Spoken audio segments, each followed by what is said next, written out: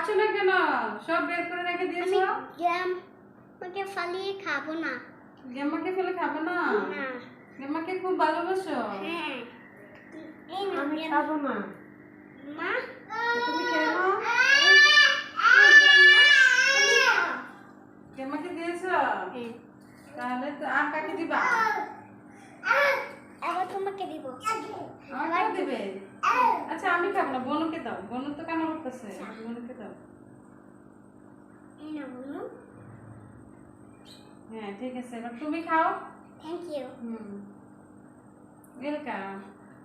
এই তো আমার বাবা সবাইকে শেয়ার করে তারপর খাচ্ছে। আর কি আনছে দেখো, এগুলো কি? কার জন্য এগুলি? জুস, তারপর এটা কি? ফ্রেশ প্রাণ পমগ্রেনেট জুস। আর এটা প্রাণ মাঠা। বাবাজি, আমার বাবার জন্য এনেছে। কুল হয়ে যাবে এগুলি খেয়ে, একদম ফ্রেশনেস হয়ে যাবে। ঠিক আছে, খেয়ে নাও।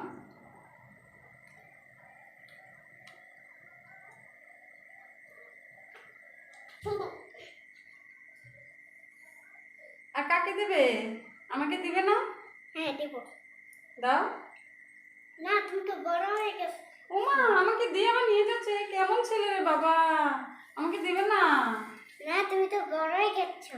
বড়রা খাইতে নেই? না বড় দেখেই তো খিদে লাগতেছে, আমি খাবো। আমাকে খাইয়ে দিবে না? তুমি খাইয়ে ফেলবা? ওই রে, আমাকে দিয়ে নিয়ে গেল রে, খাইয়ে ফেললো। আমাকে তুমি বোকা বানালে। হ্যাঁ, কেন আমি খেলে কি হবে?